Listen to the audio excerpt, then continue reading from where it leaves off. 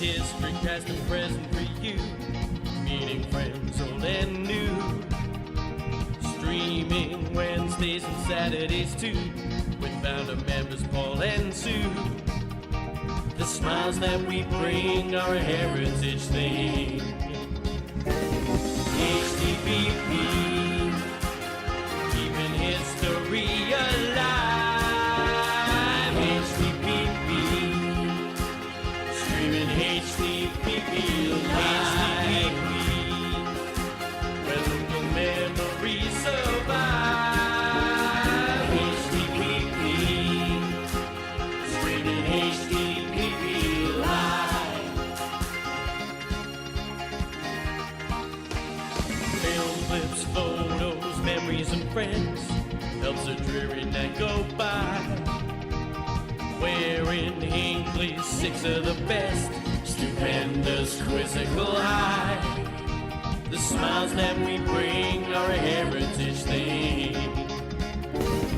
HDPP, keeping history alive. HDPP, streaming HDPP live. Where local memories survive. HDPP, streaming HDPP live. Let's take you back in time. A community affair. We'll take you for a ride. Henson's Cab will take you there. We're making history.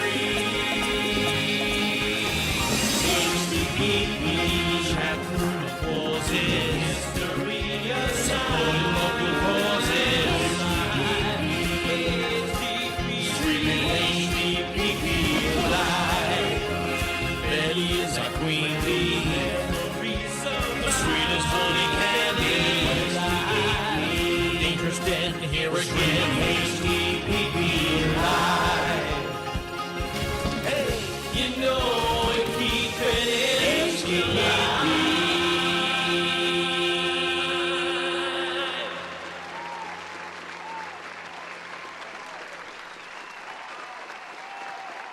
Oh my word, here we go again. Good evening. Oh, hello, Kiwi. Yes, it's that man. It's terrible. It's terrible. It's that man again. The man, he's got just the same face as last year as well. Even funnier though now. Good evening. Welcome along to the programme HDPP live from Hinckley on this Sunday evening. How are you? We trust you've had a lovely Christmas and we'd like to wish everybody a happy, healthy and wonderful new year. Let's hope it's a good one for us. We need it, definitely. In the programme, as always, yes, 6 of the best. We've got a couple of nice little local features, repeats from the past, but I know you'll enjoy them. And we've also got a nose there. That all to come between now and the end of the programme. If you want to interact with us, as we always do, if any new viewers this evening, in our chat room, which you can see, at the side screen, if you're on YouTube now, you'll see the chat appears at the side. You can see what's going on, but the chat room busy at last. I was beginning to wonder if anybody was awake. One person was awake and an hour ahead of everybody else was Kevin Beasley. And he's put in, this was about an hour ago, anybody here tonight? And then he realised, 1 hour early. The reason you can chat before we go live these days is it's the new way that YouTube and this software I use works. Basically, I can put the link up in plenty of time before we start the broadcast, whereas in the olden days you couldn't put the link to your broadcast until you started the broadcast, if you understand what I mean. Anyway, it's all sorted out there. Good evening, the Starmbros are here. So hello, David. Happy New Year to you. Steve, down on the farm, who is now feeling a lot better, I'm delighted to report. Been quite a poorly boy, but glad he's on the mend there. Dave B on the boat. Indeed. Happy New Year to you, indeed, David. Thank you very much for your kind words. And anyway, Kevin is now with us live. Evening again from Burbage. Hello, evening again from Burbage. Jolly good. Anyway, too much Christmas spirit hanging over there, I think. Also, say hello to Russet. Hello, Russet. Happy New Year to you. And Kit Parker's here as well. Kit, nice to hear that you're here tonight. And good news, hopefully, fingers crossed, about the 1921 census coming to Ancestry next week. We hope. I'm still trying to find, but it looks like that's what's going to happen. So when I renew my subscription, we can look at the 1921 census instead of having to rely on other people to get it for us. Carol Beasley, Happy New Year to you, Carol. Glad you could join us. And Jane Brown and Tim sending all their love and wishing everybody a Happy New Year. Nice one too. Jennifer Richardson also wishing everybody a Happy New Year. Now, Jeff Wallace is here. Happy New Year, everyone, from Jeff in Brigg and Anna in Brigg. We can never keep tabs on where you are, you two. 1 minute you're here, you're like ping pongs. 1 minute you're there, then we were with Anna yesterday, and now she's in Brigg. Oh, I can't keep up. Anyway, Jan Kirby's here. Hi, Jan. Hope you're okay. We'll keep him warm here. Says Elizabeth Moore, otherwise known as our wonderful Queen Bee. Yes, indeed, we are keeping warm. I said, actually, literally right to the side of me is a radiator, and it always this time gets really warm, actually. Anyway, Carol Saccone. Carol, we're glad you're okay, given all the news stories that was breaking over in New Orleans over the last few days. And I'm glad that you are safe and well. And a Happy New Year to you as well. Dennis Perkins, hey up, you lot. Hey, you daren't argue with Dan.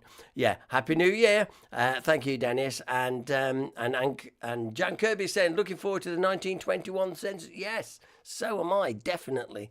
And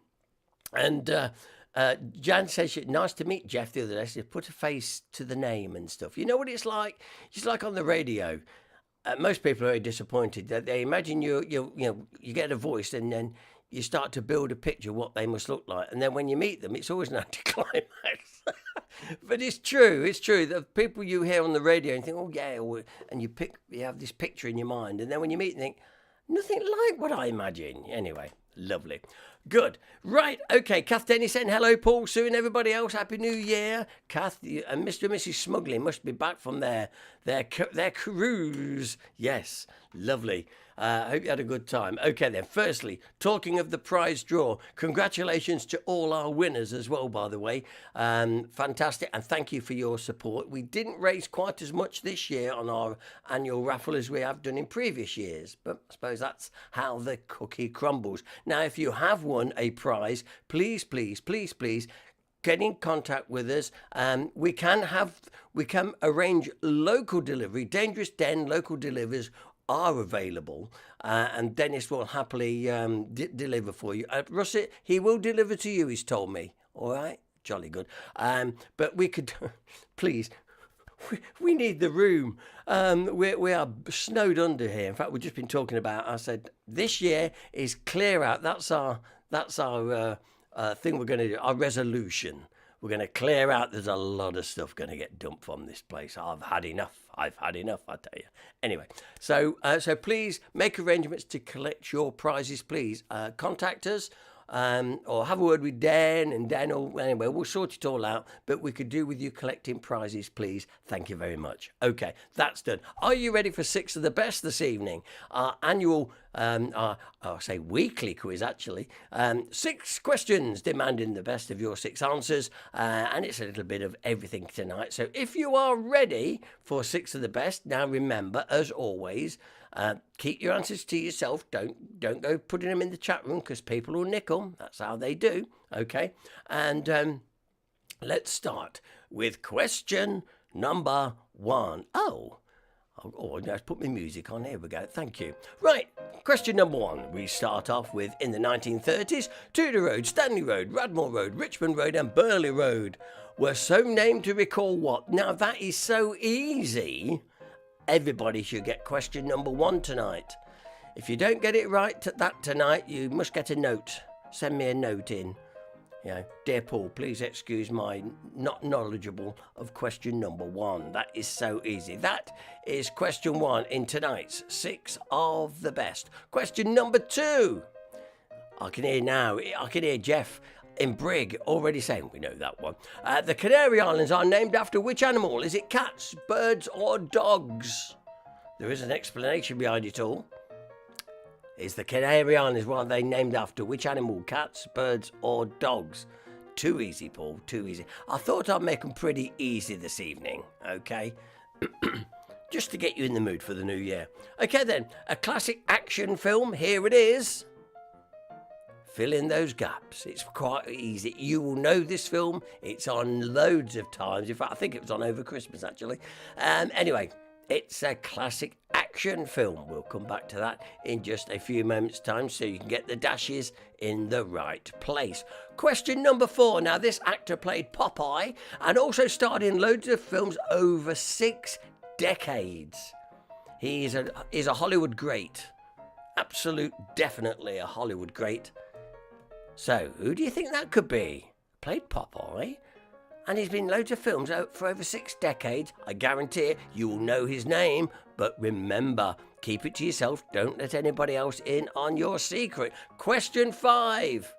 True or false? Humans can survive without oxygen for up for an hour. I'll just leave it with you. And the anagram question this evening. Brawny Ray's reframe. Brawny Ray's reframe. If you rearrange that, you'll find a popular Hinckley pub. Now, it took Mrs. G quite a while to get that. Because I said, well, you've been, Mrs. You've been. I said, probably only once, but you've been. She finally got it after pulling my toenails out. But she finally got it. A popular Hinckley pub rearranged Brawny Ray's reframe. Okay, you'll want to go through those questions one more time. So, question 1. In the 1930s, Tudor Road, Stanley Road, Radmore Road, Richmond Road and Burley Road. They were also named to recall what? And we should all know that. Question 2. The Canary Islands are named after which animal? Is it cats, birds or dogs? Question 3, this is a classic action film which Jeff has already got. I've got the film, he's got the film. It's a classic action film. Yes, okay, so don't need to dwell on that much more, I don't suppose. Although we do know that Mr. Smugly, Mr. Smugly, for this one, I don't do actors. This actor played Popeye and also starred in lots of... in fact, he played Popeye twice. Yeah, Paul, don't give it away. He played Popeye twice and also starred in loads of films over 6 decades. But who's the actor? Promise, you will know it. True or false? Humans can survive without oxygen for up to an hour. Is that true? Is it false? Is it folklore? I don't know. But you got to guess true or false for that one. And the anagram question, Brawny Ray's refrain, a popular Hinckley pub, so it is. But you probably won't know it by its name, but everybody goes to it. It's a strange one, and you'll find out at the end. Now, why all that's been going on, Gary Betterley, bonjour! And that's the limit of my French. I need to send you a note already, Paul. Well, you are in France, aren't you? But listen, no, Gary, you should know that. Listen. Anyway, some people already got the film. You see, it's too easy. Let's see how you get through with everything else in the quiz. We'll be revisiting the quiz throughout the broadcast. That's how we do it here. Now, time for a little feature. Are you coming in, little feature? No, he's not that little. A little feature, all about the battlefield line. You can find this on YouTube, but it's always worth another little watch. It only lasts about 5 minutes, but it's a nice little bit of local content. And by the way, Gary says, Paul, your French is getting better. I will try harder. 8 miles south of Ashby-de-la-Zouch and 9 miles north of Nuneaton lies the small Leicestershire village of Shackerston.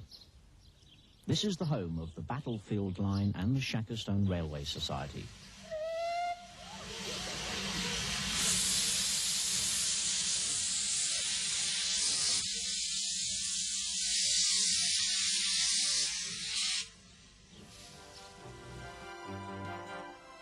Built in 1873, Shackerston Junction Station was one of more than a dozen stations that formed the Ashby and Nuneaton Joint Railway. The line ran from Nuneaton Trent Valley to Shackerston and then on to Moira and Colville, where it joined the Leicester Burton line. The line was jointly built and operated by the Midland Railway and the London North Western Railway companies, neither of which had sufficient funds to build a railway into this important part of the northwest Leicestershire coalfield alone. A battle had raged over the rights to such a railway from 1845. During the legal manoeuvrings, the Midland were forced into purchasing the Ashby Canal to stave off the opposition, but it was 1869 before the two companies decided to go into partnership together.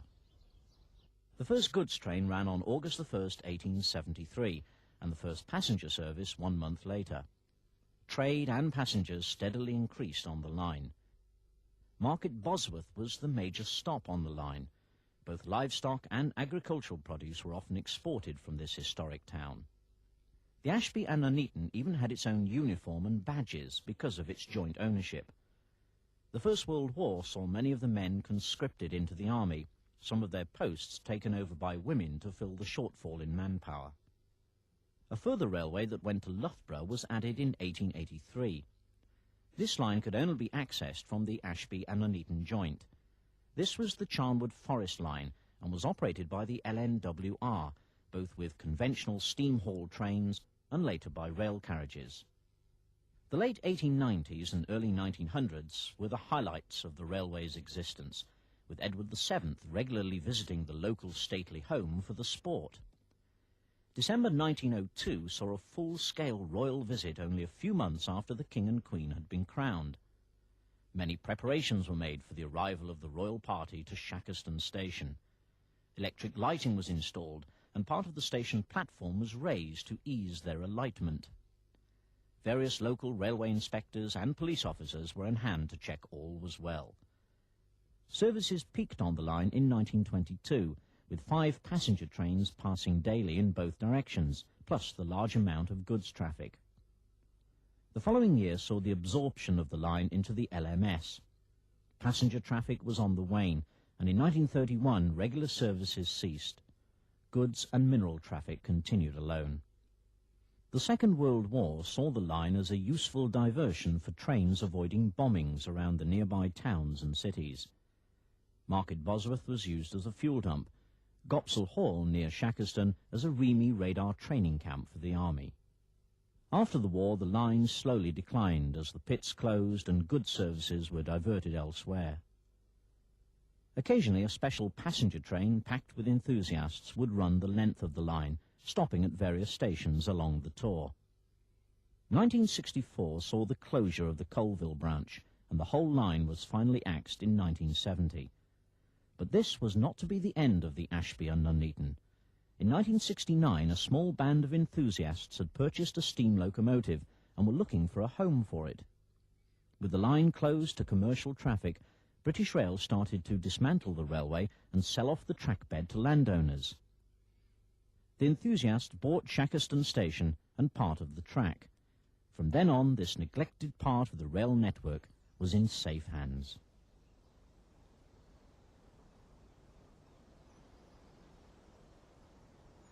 The Society started running steam train rides in the early 1970s with special open days. These would draw large crowds to Shackerston Station, not only to see the trains, but also a variety of other vintage attractions. Facilities for the engines at the time were very rudimentary.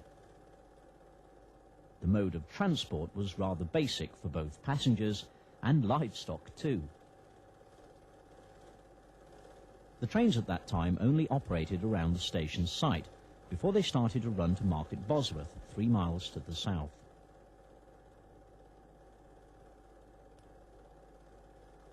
The Shackerston Railway Society now operates on a 5-mile length of the original track, from Shackerston Junction to Shenton, the site of the 1485 Battle of Bosworth Field.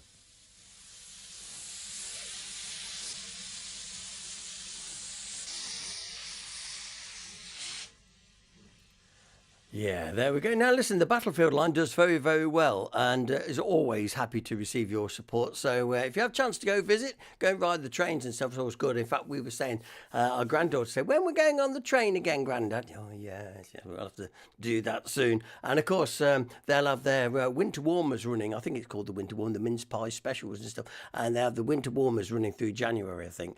Always worth a visit and supporting the Battlefield line. Just up the road here, up at Shackleton it is. So there we go. So that's that. Now listen, our next feature only arrived here in HDPP Towers barely an hour ago. Thank you, Annabelle, for such wonderful advance notice.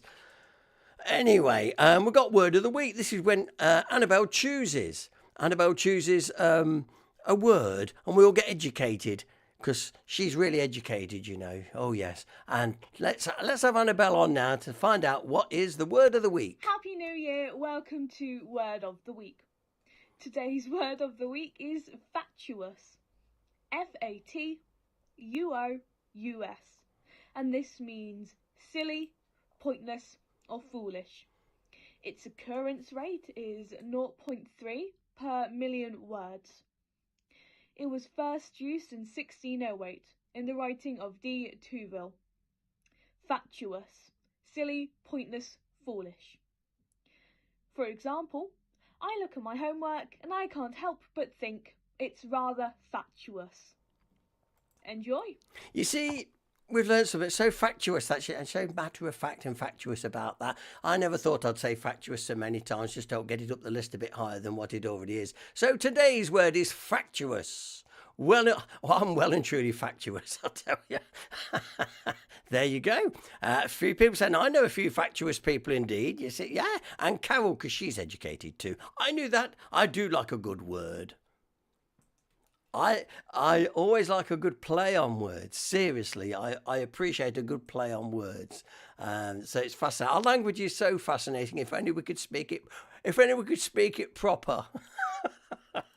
Right, our second feature then tonight. Once again, you've seen it before, but it's well worth it. It's only a short little 5-minute film, but I love it. We're off to Warwick now, yeah, and visit the Lord Leicester Hospital. Here we go.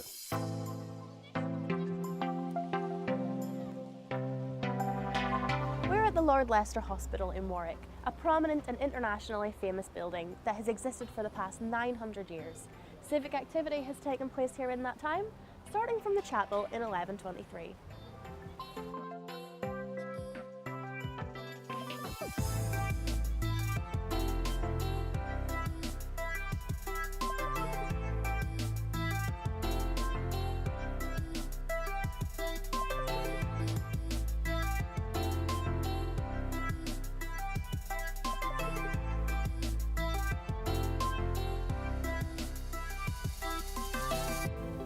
Over the ancient west gate into Warwick, the chapel of St James the Great was built as a chantry chapel by Roger de Newburgh, the second of the Norman Earls of Warwick.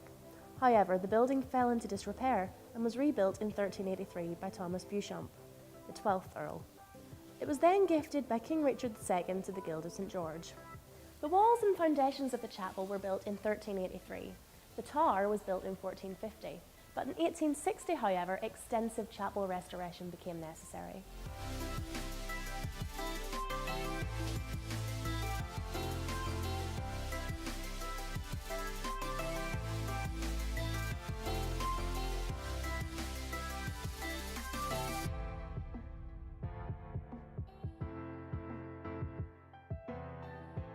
This is the Great Hall of the Lord Leicester Hospital.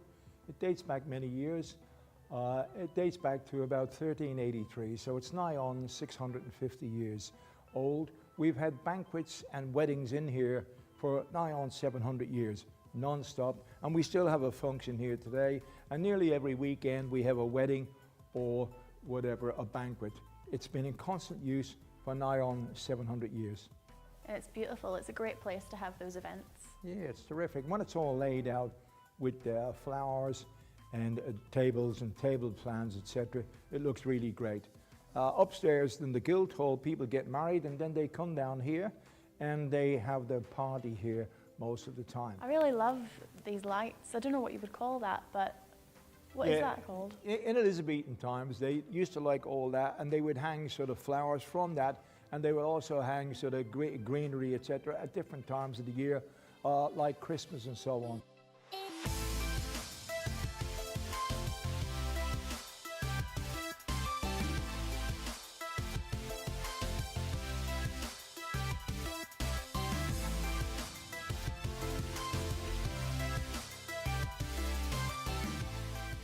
The Guildmaster, Thomas Oaken, decided that he needed to act quickly to save the buildings.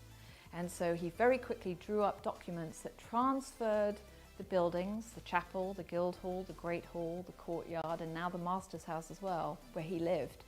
He transferred all the buildings to the burgesses of Warwick, and now they owned the buildings. And so they could escape the buildings being seized by Henry VIII. So from 1571, you've had ex-servicemen living at the Lord Leicester. Could you tell us a bit about them? In 1571, Robert Dudley, Earl of Leicester, acquired these buildings and set up a hospital for wounded, aged or infirm soldiers and sailors of the Elizabethan era.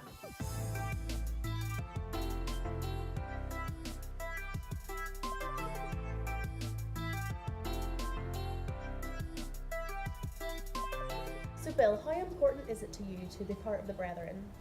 It's like an extended family. We all look after one another.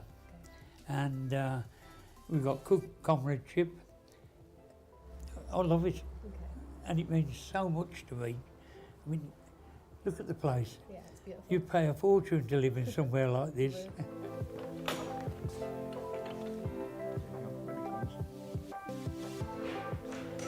So we're in the Guildhall now.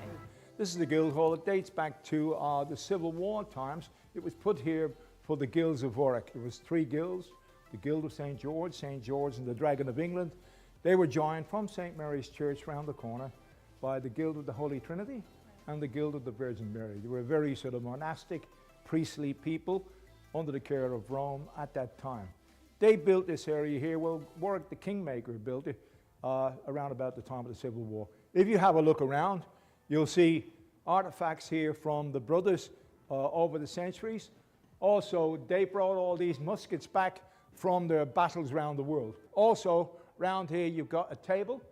The guilds of Warwick used to sit round that table, and they ran Warwick and Warwickshire from that table. That table is 650 years old. It looks brand new. It's old, and isn't it wonderful? The walls are so thin that people used to listen to marriage breakups and dramas inside the house, and they got underneath the eaves, and that's where the word eavesdropping came from. So this chair has a particularly royal pedigree, I believe. Yeah, it belonged to King James I of England, who was King James VI of Scotland. Now, he was the guy that changed the Bible from Latin to English. We all call it the King James Bible. He came here and was in the Great Hall in 1617. It was just after the gunpowder plot, and the Catholics and Protestants were jumping up and down as usual, and he was a bit worried about getting assassinated. It's nothing new today with all the troubles we have. But King James, he used to wear padding all around him, so as he was afraid of being stabbed in the street. So he wore all this padding around him. So because he wore the padding the whole time, even at dinners and so on, they had to make a wide chair for him to sit on. And he would sit on that chair at the banquet.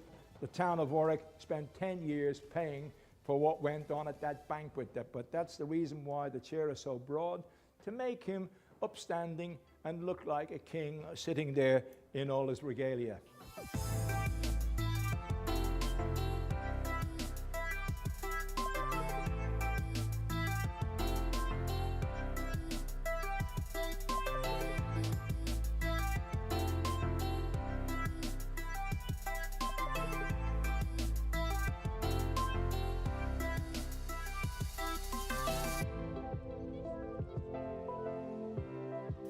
So these are iconic medieval buildings. How are you going to ensure that they stand into the next century? Almost 5 years of fundraising, but the hope is by that date we will have raised the money that we can do what the Victorians did 150 years ago and really do what's needed to conserve and protect this place so that it stands strong and proud into the future.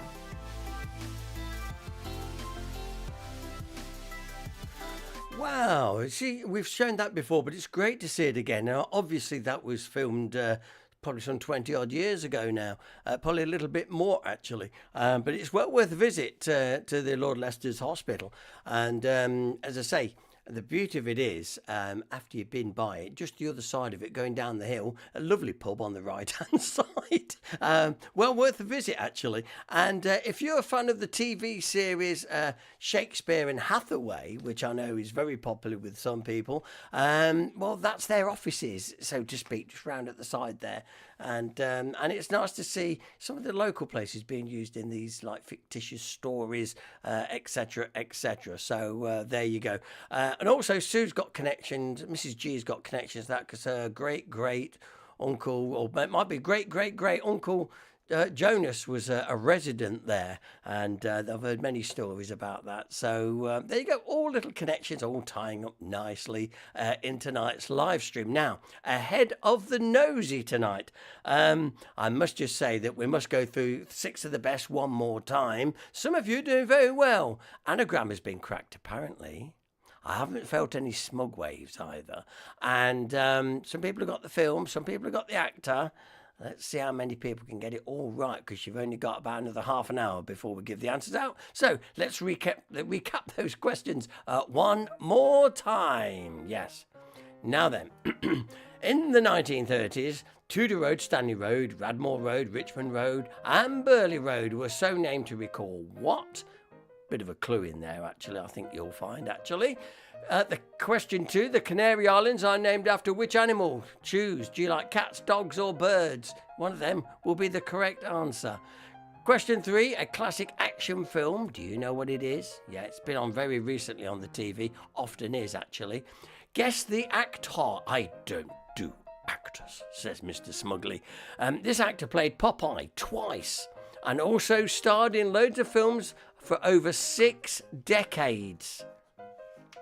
Can you guess who that actor is? Keep it to yourself. Keep it to yourself. You'll have the answer very, very shortly. True or false? Humans can survive without oxygen for up to an hour. In normal circumstances, let's say that is.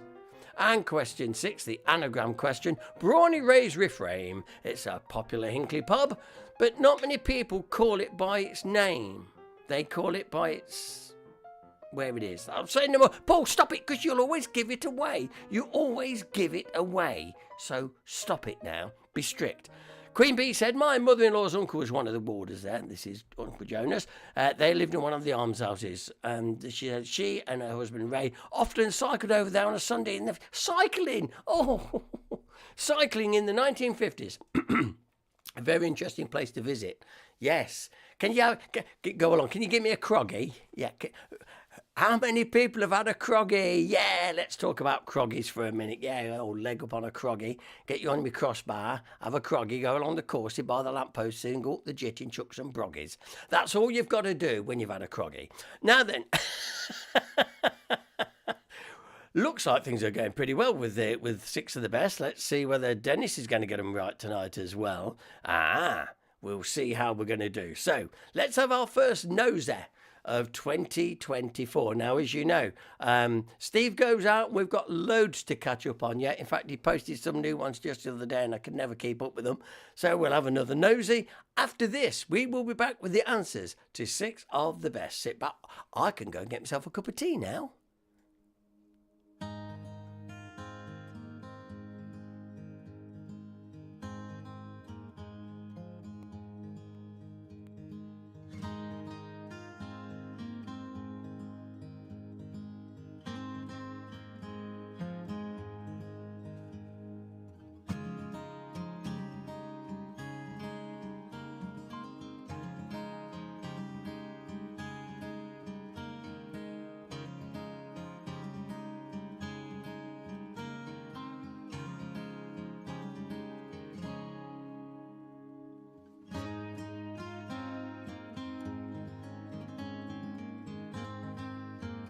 Hello, hey up and hey diddling, my name is Steve and once again it's a great big warm welcome from myself to Let's Explore. Right then, I'm out on a nosy and a pajal with this chap here. the pissed up priest. And what we've done, aka Mr. Steve Follows, by the way, and what we've done, speaking of priests, we've brought you to Barnsley. And you're thinking, hey, what, Barnsley? That's in Yorkshire, innit? Well, yeah, it is. Last week's video was in Yorkshire as well. Pudsey, near Leeds. Now then, it's very, very windy. I hope it's not distorting my microphone. So we're in an area known as Monk's Bretton, and we've brought you to the remains of a 12th century priory just here. Looks very interesting, doesn't it? Alrighty then, so in this week's video we are indeed in the Yorkshire town of Barnsley, which is very convenient because last week of course we were between the cities of Bradford and Leeds to the north of Barnsley, looking at that immense embankment at Pudsey, and after the filming of that video we did indeed visit Barnsley and look at this place where Steve had been a couple of years before. Now if you can hear teaspoons bashing about in the background and the kettle on, that is because my lovely Nessa is making me a well-earned Sunday morning brew. What do you reckon to that? Anyway, I digress. Barnsley then. So this place at Monk Bretton, not too far from the River Dearne, which will become quite important a little bit later in the video, the River Dearne or Dearne. I'm not sure how you pronounce it. I think it's Dearne. Anyway, there you go. Monk Bretton Priory. Absolutely fantastic. Have they 3D'd this on Google Earth? Yes, they have. There you go, you can see the ruins there, look. Now, surprisingly so, we're not actually interested so much in what's above the ground in this video today. I know, we do live a rock and roll lifestyle, don't we? But it's what's under the ground at Monk Bretton that we're actually interested in. Because you've got the remains of a really old sewerage system because, you know, guess what? The monks had to go for a number 2 as well, do you know what I'm saying? Now just about there is where I first entered the main trunk sewer. Now I thought I was going to be able to crawl all the way through it, but it's very narrow and there's nowhere to actually turn round, and I wasn't reversing all the way back through there. Do you know what I'm saying? Anyway, without any further ado, let's go for a nosy. Oh, and I've been joined on the sofa of nosiness by Nosy Nev. How are you, mate? You got out to say? And if you're new around here, you're probably thinking, who's Nosy Nev? Well, he is indeed our lovely little pug who's molting and struggling in this heat. How are you, mate? You got out to say? No? Just snorting? Fair enough. Anyway, let's go for a nosy.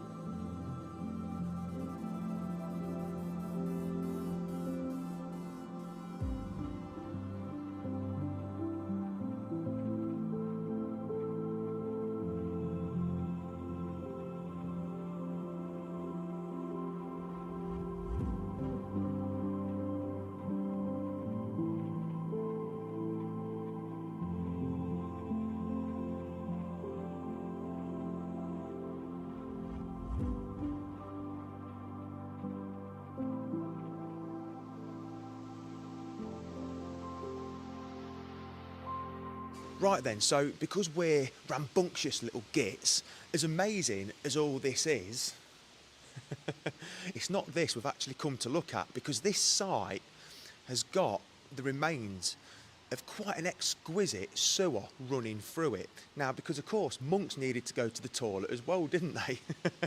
So that's what we're actually looking for today, and apparently it's the best preserved sewerage system in Europe in terms of a building like this, you know, a priory or something like that. So we'll head over to there and go and have a really good nosy below the ground here, shall we? Because you know the dealio, it'd be rude not to, wouldn't it? Come on.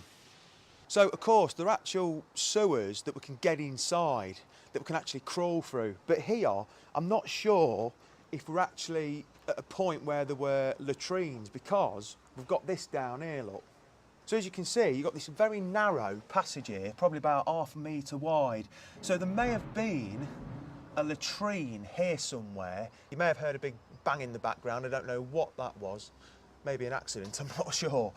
But so this could be a bit of a small drainage system before it gets to the big one that intercepts it all. It goes quite narrow here, Steve, actually.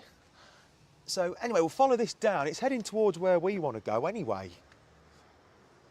I absolutely love anything like this with passion. You know I do. Anything under the ground. Beautiful old ruin though, beautiful stone, absolutely fantastic. Hey, this looks interesting down here, mate. Oh, he's off on one. He's got his gimbal out, bless him.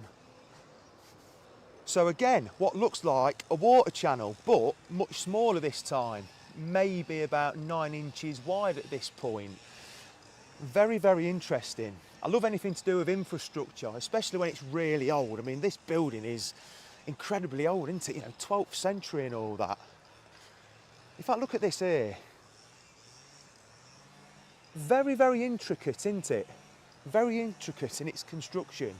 And again, that's coming from underneath the structure. So look at the detail here, look. Around the old windows. Look at that up there. Amazing. Look how thick these walls were and all. Incredible scenes, really. Amazing. I mean, look at this down here, Steve. Ah, right then, this is really interesting now. Is this one we can get in? Yeah. Ah, so that makes sense then. So this then, well, we worked it out, didn't we? So we've gone from all the way around there and we've followed this down. So for me, this is your small drainage system. It's like the house you live in. So you'll have a series of 4-inch pipes around your property that conveys the sewerage, and then it's intercepted by a trunk sewer, if you like, in the road, in the main road, and that's how this is acting. So what we need to do, we're going to get in there. There's a chap doing a bit of mowing over there. Hopefully he'll be none the wiser. We'll head down here now. Stephen, let's go for a nosy. Let's do it. Let's do it. Right, let's get a sense down this sewer then. It is quite narrow, isn't it, mate? Yeah. Not too bad though. Wow, look at that. Bloody Nora. Clear them spider webs out of the way. Oh, I should have brought my knee pads, buddy. Oh, right. Absolutely incredible. Look at that. Quite possibly 12th century when this was built. I mean, of course, they could have built it without this system at first. I mean, this is 1/2 metre wide. Maybe a tad more. Oh, look at that. Eh? Well, it looks like there's a gate up the other end, mate. There is a gate, it's grated at the other end, yeah. What, can you get out? No, I don't think so, you have to come back. Right, okay. Well, it means I've got to reverse back. I can't turn round in here. Oh, unbelievable. That's amazing.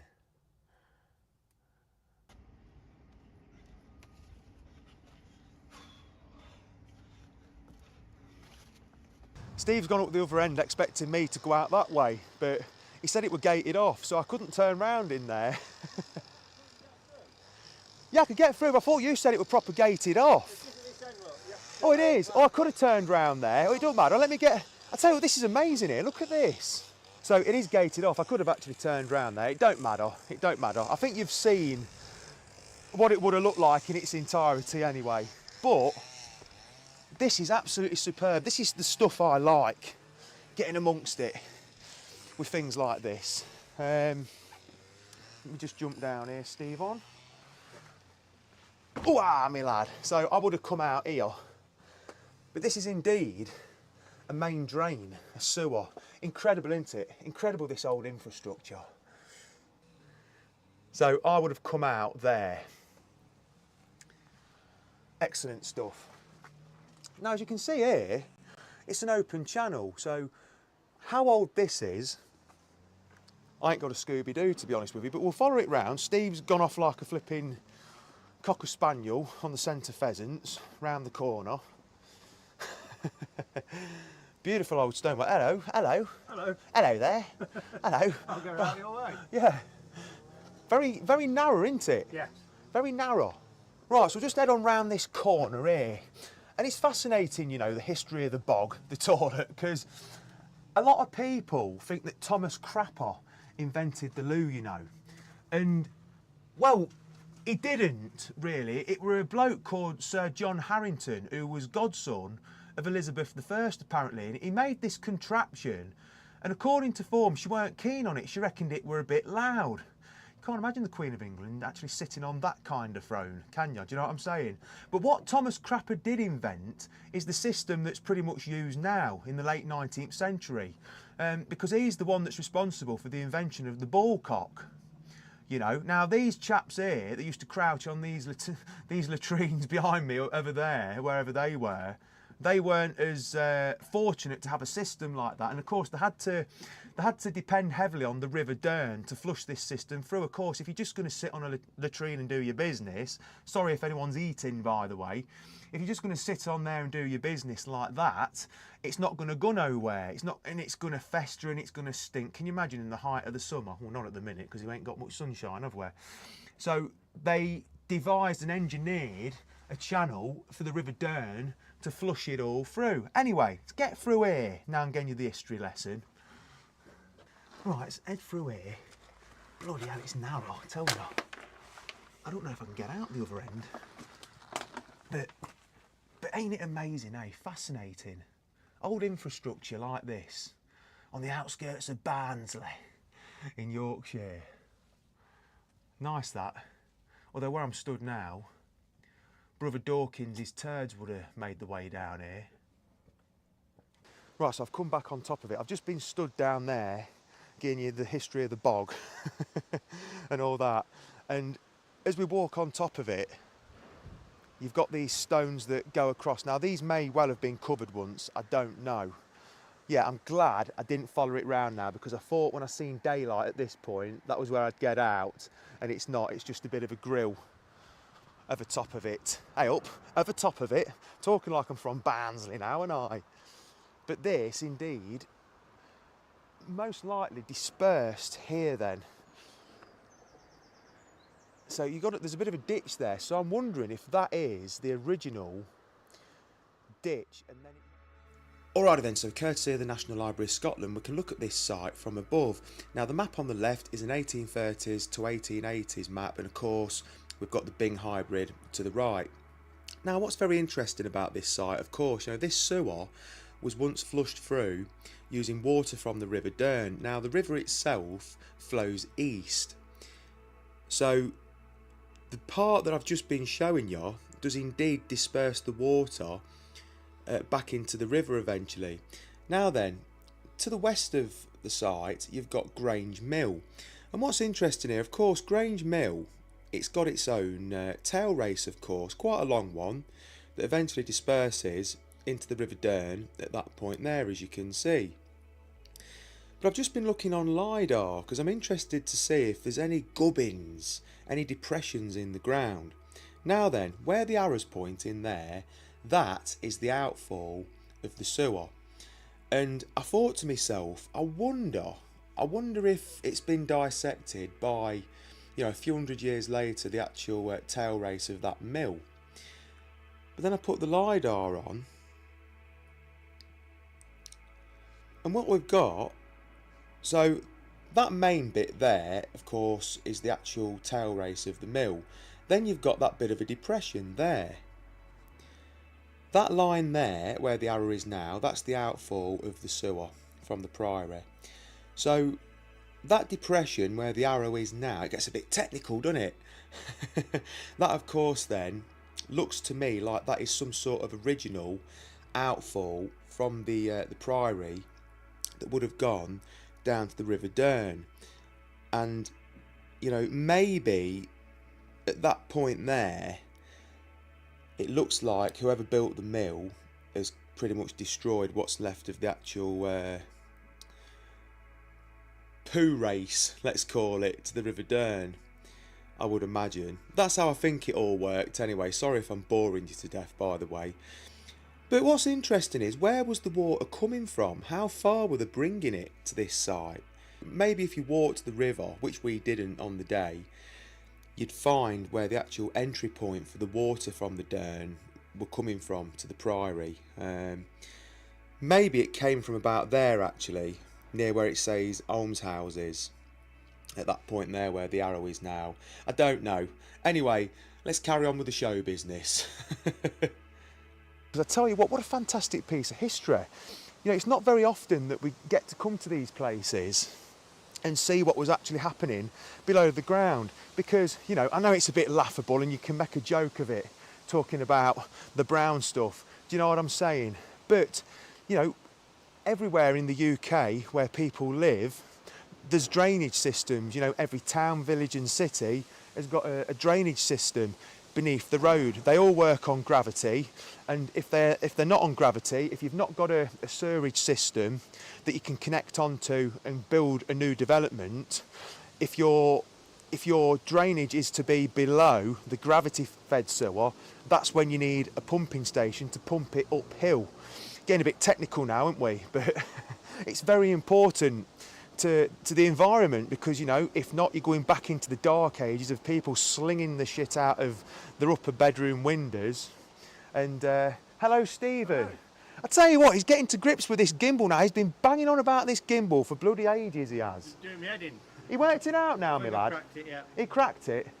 Well, anyway, on that bombshell, I hope you enjoyed this video. This were a nice quirky little vid, I thought, and we've just been up near Leeds looking at an embankment which you might have watched already, actually, which I thought was very interesting. You may have thought it was very boring, I don't know. But anyway, without any further ado, Stephen, anything else to add? No, it's been another good day. Interesting little nosy this, It is, weren't yeah. it? I love anything like that, below the ground, the stuff you don't normally get to see, and we're not normally fortunate enough to see stuff like that at these places. It's usually all bloody cordoned off and that. But that, apparently, is the best kept, well-preserved sewer system to do with any one of these monastic, is that the right word, buildings in Europe, according to form. Anyway, thanks for watching. I really hope you enjoyed it. Please like, subscribe and share and all that good stuff. And I'll be seeing you very soon at the next one. There's so much on the way. Thanks for watching. Bye-bye. Bye. And there he goes. There we go. Straight down the sewers. Maybe that's just going to do the streams from now on, actually. Yeah, we started in the sewer. Things can only get better. It can only go downhill from now, can't it, really? Great nosy. Thank you very much, Steve. A lot of people actually quite enjoyed that one, because, I mean, let's face it, yeah, you need the sewers. My word, you do. And Carol Beasley said, polluting rivers is clearly an age-old problem. And Kevin Beasley said, but there wouldn't have been the volume of people then. There, I said this conversation would turn tonight, now didn't I? While that was going on, actually, we discovered we've got 3 members have celebrated or are about to celebrate their birthday today. So I've had to make special arrangements and dispensation to get the get the singers ready to sing happy birthday. We're going to sing happy birthday to Jennifer, Mr. Smugly and Anna all together. We thought we're going to have a bog off, 2 for the price of 1, but we're going to have 3 for the price of 1 tonight, as we wish Jennifer, whose birthday was at the back end of December, John, Mr. Smugly, who don't do actors. It was his birthday on the 2nd, and it's Anna's birthday. It's Anna's birthday on Thursday. So all together now, let's get the singers to sing the song. Happy birthday to you. Oh, yes. Happy birthday to you. Oh, yes. Happy birthday, Jennifer, John, and Anna.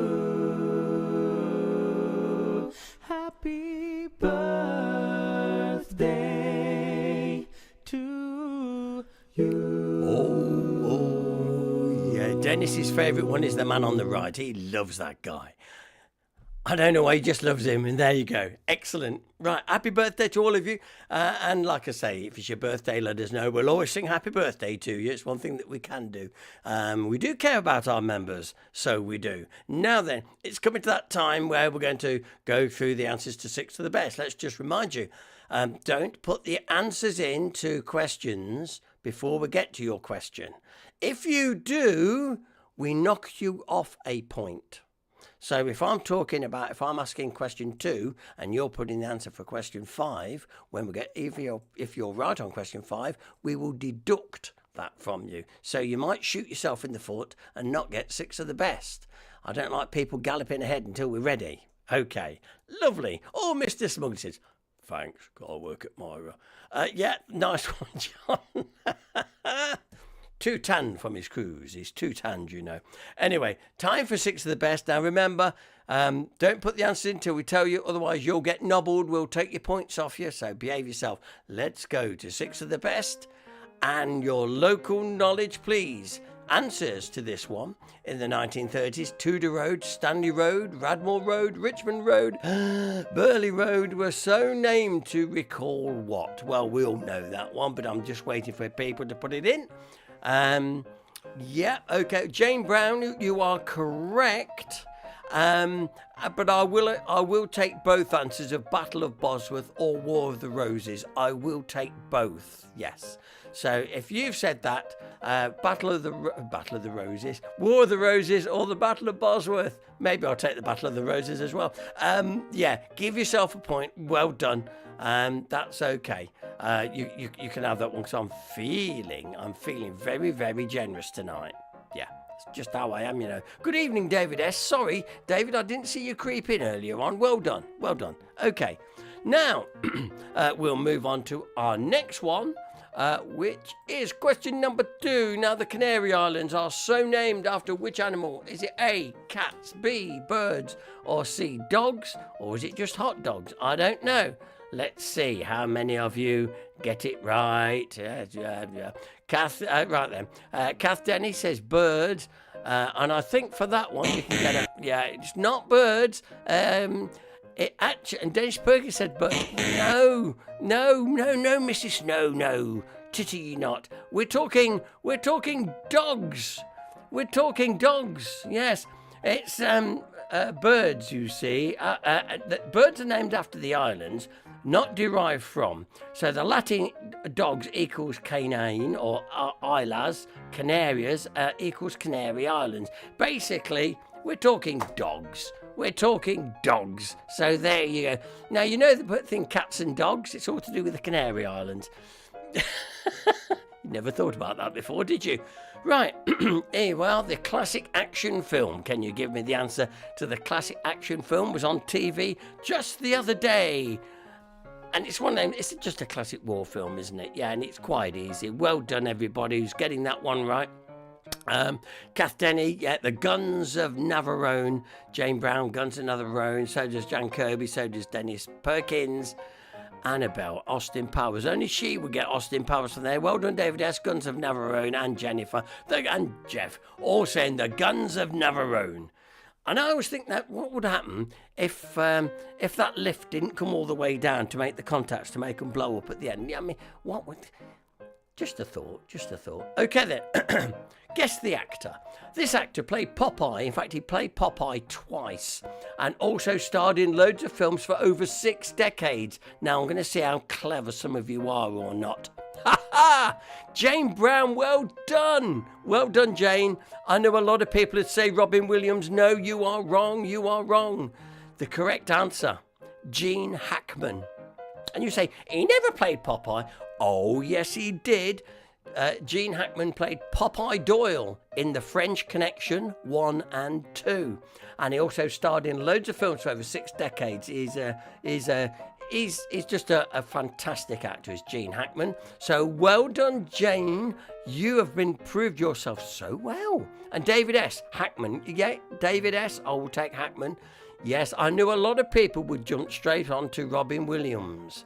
No, the actor played Popeye Doyle in The French Connection. Well, Jane, I think you can give yourself a smug hug. Get Tim to give you a smug hug. So there we go. I thought that might catch 1 or 2 out. You see, there's always the curved ball in 6 of the best. Always a curved ball. Okay then, humans can survive without oxygen for up to an hour. True or false? In normal circumstances, I'm saying in this, because we're going to get some technical medical things here. And the correct answer is from Jane Brown and Kath Denny and Dennis Perkins and Jan and Jeff and Jennifer. It's false. Just to clarify, on general terms, you do hear these stories of people surviving that have been immersed in icy cold water and stuff. But we're talking on the general scene. No. you can't survive very long at all. Certainly not an hour unless you was plunged. So the answer we're looking for is false. Give yourself a point. Well done. Now, let's see. If you're doing well so far, maybe you just need this last one to get 6 of the best tonight. A popular Hinckley pub, Brawny Ray's Reframe. Although not many people know it by this name, not many people know it by the name, they know it by the location. Jane, she's on fire tonight. Jane Brown comes in with the correct answer first. Marina Brewers Fair. Correct. Same with Dennis Perkins, same with Jeff Wallace, same with Jan Kirby. Now, most people just call it the Marina pub. You see, a lot of people call it the Marina pub. You know, I'll see you down the Marina pub. Yeah, you don't. I'll meet you down the Brewers Fair. No, you don't say that, do you? So there you go. So, I like David S. I can't do anagrams. Don't worry, you can't do anagrams. Mr. Smuggley can't do actors. Well done. Let's get your scores in, please, ladies and gentlemen, for 6 of the best tonight. So Jan Kirby comes in with a very respectable 5. Well done, Jan. Well done, Jan. Jennifer Richardson said it's a 4 for me. Alan Kropp said 1 from Marie, none from me. Daniel Coburn, he said I would call it Trinity Marina. Yeah, well, we just say the Marine generally. But anyway, but you still don't call it by the name it is, do you? Kath Dennis said, yes, I've got 2. John was too tired. I can't do it. Kath, you'll have to do it. Yeah. Dennis Perkins has got 4. Well done. Annabelle's got 16, but she would. Daniel Coburn says 3 for me. 3, says Jeff Wallace. Not so good tonight, but Jane Brown. Congratulations. Well done, Jane. I thought you might get 6. Well done. It was the actor one that tripped a lot of people up tonight. You see, there's always a curveball. Most times, I'll try and throw at least one in that's got a curveball. Dave S. said 5-ish. Will that do? Yes. Why not? But as I say, look at you. How well you've done with 6 of the best tonight. So Jane is our winner tonight. Well done, Jane. And but everybody else, just for having a go. Brilliant. Well done. That's fantastic. I will just give you a quick reminder. If you won a raffle prize, please get in touch with us so we can get your prize to you, either arrange collection or we'll get Dangerous Den deliveries to come and deliver your prize. I'd really appreciate it because seriously, we're stuffed for room here at home and we could really do with them being moved on, please. It would help us tremendously as well. Now, that's just about it for our first one of 2025. A reminder about our next social night coming up on the 22nd. A nice film we've not shown before. We've not even shown it on here before. Looking back at Hinckley, back through the decades and tying it in with national news and what was going on in the town at the same time locally. That's going to be at our social night on Wednesday, the 22nd. Also, just so you know, thank you very much for your nominations, those of you that nominated your local good cause.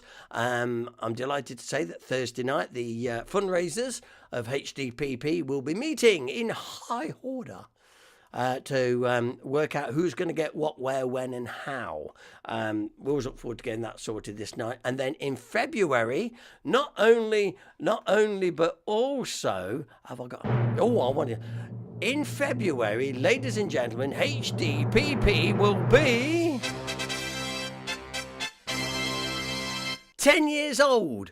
Can you believe it? We will be 10 years old in February. We'll be celebrating that night by giving away our kitty from the last year's donations and stuff. So, and of course, our grand total will have risen again. Isn't that fantastic? And just by you being members of this and supporting what we try and do, we're going to make quite a few people happy that night. I think various local good causes. The nominations are in. They close now. You can't nominate now because we've got more than enough to be going on. So there we go. Right. We say good night to you now. We wish you all the best and look forward to your company next Sunday night when we'll have 6 of the best. Another word of the week and more local features, of course. So until then, please take care of yourselves. Have a great week. Remember to keep it HDPP, to keep it live. Until then, take care. Ta-da.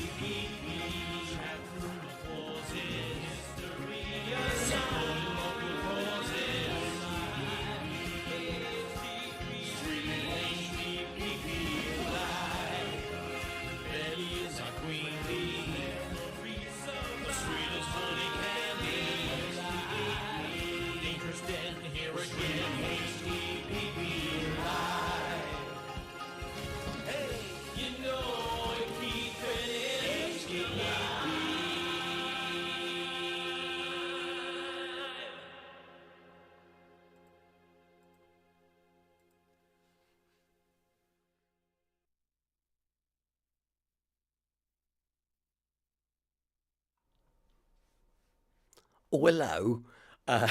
What a good broadcast. I enjoyed that one. That was really good. Plenty of interaction here. Plenty of fun going on. And as always, we always come back and give you just a couple of dad jokes to send you off to bed with a bit of a chortle, bit of a laugh. Hopefully, hopefully that will help you round off your weekend. And here we go. What do fish need to stay healthy? Vitamin C. SEAC. Yeah. A man just assaulted me with milk, cream and butter. How dare he?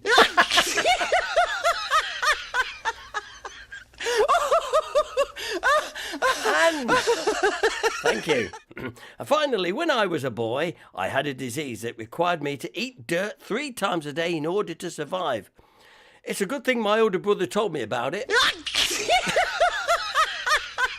Good night.